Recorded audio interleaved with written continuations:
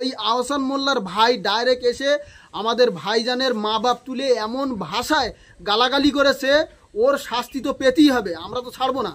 আমরা আইনি মাধ্যমে ওর শাস্তি পেতেই হবে। ওকে কে বাঁচায় আমরা দেখবো আগামী দিন। ওই আহসান মোল্লার ভাই যে ভাষায় আমাদের ভাইজানকে গালাগালি করেছে, না জেনে না বুঝে, উনি বলছে মুসলমানকে মারছে। ও তো একটা মুসলমান হয়ে আর একটা মুসলমানকে কিভাবে গালাগালি করছে প্রমাণটা আগে দেখে তোর ভার পেছনে তোকে তুই টাকারি করেই কথা বলছি এই মিডিয়ার মাধ্যমে, তুই শুনে রেখে দে। তুই মানুষ না, মানুষ তোদেরকে আমরা মনে করি না। তোর ভাই ওখানে দাঁড়িয়ে বলল যে আমরা নওশাদ সিদ্দিকীর লোক খুন করলো, তোর ভার পেছনই ওই খুনি দাঁড়িয়েছিল। ওর বিরুদ্ধে তোরা কি অ্যাকশন নিচ্ছিস সেটা দেখ। বেশ কয়েকদিন আগে ভাঙড়ের তৃণমূল কংগ্রেসের নেতা রাজ্জাক খান তিনি খুন হয়েছিলেন তৃণমূল কংগ্রেস নেতাদের হাতে। কিন্তু ইতিমধ্যে উত্তর কাশীপুর থানার একেবারে রাজ্জাক খুনের ঘটনায় মোফাজ্জল মোল্লাকে গ্রেফতার করলেন, কিন্তু শওকত মোল্লা বলছেন তিনি আমাদের দলের কোনো কর্মী নয়। কি বলবেন এই বিষয়ে? সর্বপ্রথম বলি যে আমাদের যে রাজ্জাক ভাই ভাঙড়ের যে চালতাবেড়িয়া অঞ্চলের টিএমসি পার্টির অঞ্চল সভাপতি, তিনি যে খুন হয়েছেন এতে আমরা ভাঙড়বাসী হিসাবে ভাঙড়ের তিনি কোন পার্টির থেকে আসে, সেটা কোন পার্টির নেতা সেটা আমার দেখার দরকার নেই। আমরা সত্যি খুবই দুঃখিত। তার দুটো বাচ্চা আছে, বাচ্চাগুলো খুব কান্নাকাটি করছে। আর যে কাজটা হয়েছে এটা খুবই খারাপ কাজ, এতে আমরা খুবই দুঃখিত। তিনি যে কোনো দল করতে পারে, তাই বলে যে এরকম মানুষকে খুন করে দিয়ে দল করতে হবে এটা আমরা মানি না। তারপরে যাকে গ্রেপ্তার করা হয়েছে তিনিও হচ্ছে ওই টিএমসি দলের ওই অঞ্চলের নেতৃত্ব, সামনের সারির নেতৃত্ব। তিনি প্রথম গ্রেপ্তার হয়েছে।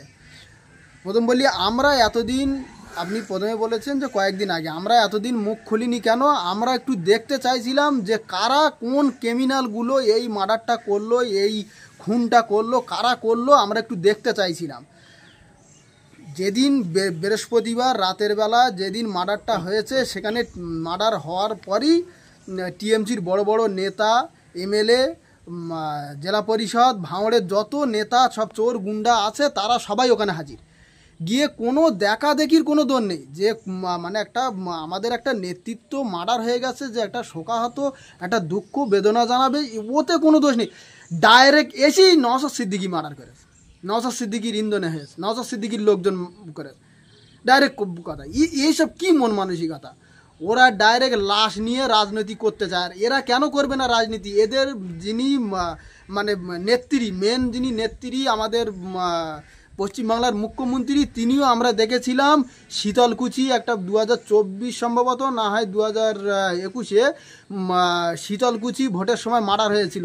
মুখ্যমন্ত্রী ডাইরেক্ট ফোন করে বলছে, সেই কল রেকর্ড ভাইরাল হয়েছিল, মুখ্যমন্ত্রী বলছে লাশ ওইভাবে রেখে দাও, আমি যাবো, ওই লাশ নিয়ে মিছিল হবে, রাস্তা আটকে, তারপরে কথা হবে। এরা তো তারই তো ওরা বলে যে আমরা ওদের সৈনিক, তাই এরা তো লাশ নিয়ে রাজনীতি করবে, এটা স্বাভাবিক। তাই এটাই আমরা বলবো যে কোন দলের লোক মেরেছে ওরা নিজেরাই দেখুক। আর এখন নিজেদের ঘাট থেকে এখন ঝেড়ে ফেলতে চাইছে যে মোফাজ্জল মোল্লা আমাদের দলের কেউ না। যত ভিডিও দেখবেন, যত যেখানে মিটিং যাই হয়েছে, ভাঙড়ের যেখানে যা মিটিং হয়েছে, আপনারা ভিডিও ফুটেজ আপনাদের মিডিয়ার মাধ্যমেই তো আমরা দেখেছি। শওকত মোল্লার পাশে ওই রাজ্জাক খানও আছে, তার পাশে ওই মোফাজ্জল মোল্লাও আছে।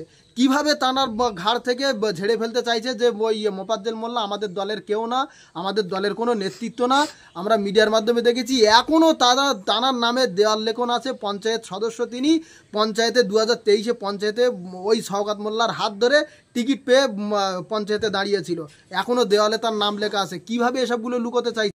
ভাঙড়ের মানুষকে শেষ করার জন্য উনি ভাঙড়ে এসছে, ভাঙড়ের মানুষের অবিলম্বে বোঝা দরকার। সূত্র মারফত খবর পেলাম যে এই খুনের পিছনে নাকি আরও এক বড় তৃণমূল কংগ্রেস নেতার হাত রয়েছে। কারণ যেভাবে আমরা দেখলাম যেদিনকে রাজ্জাক খান খুন হয়েছিলেন, একেবারে আহসান মোল্লার পাশে কিন্তু সেই আসল অপরাধী দাঁড়িয়েছিল। কি বলবেন? দেখেন, ওই আহসান মোল্লা যখনই মিডিয়া জিজ্ঞাসা করলো, উনিও বলছে যে নওশাদ সিদ্দিকী, আইএসএফের দুষ্কৃতীরা রাজ্জাককে কুপিয়ে গুলি করে খুন করে মেরে দিয়েছে। ওই আহসান মোল্লাই বলছিল, আর আমরা দেখেছি একদম পুরো আহসান মোল্লার গায়ে, আহসান মোল্লার পাশেই ওই খুনি দাঁড়িয়েছিল। আর এখন বলছে যে ওনাকে আমরা চিনতে পারছি না। আবার ওই আহসান মোল্লার ভাই ডাইরেক্ট এসে আমাদের ভাইজানের মা বাপ তুলে এমন ভাষায় গালাগালি করেছে, ওর শাস্তি তো পেতেই হবে, আমরা তো ছাড়বো না। আমরা আইনি মাধ্যমে ওর শাস্তি পেতেই হবে। ওকে কে বাঁচায় আমরা দেখবো আগামী দিন।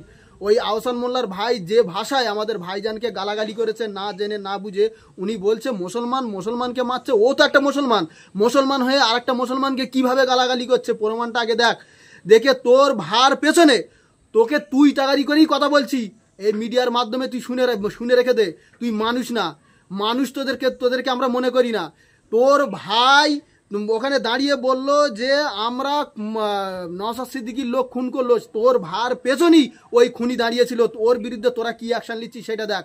তারপরে তুই যে ভাইজানের নামে, ভাইজানের মা বাপের নামে যে গালাগালি করেছিস, তোর কি অবস্থা আগামী দিন আমরা আইনি পদক্ষেপে লওয়া হবে, সেটা তোর ব্যবস্থা কি করে লওয়া হবে সেটা তুই আগামী দিন দেখে নিবি। তোকে তুই তোকারি করে কথা বলছি এই জন্য, কারণ তোকে মানুষ বলে আমরা মনে করি না, এই জন্য তুই তোকারি করে কথা বলছি।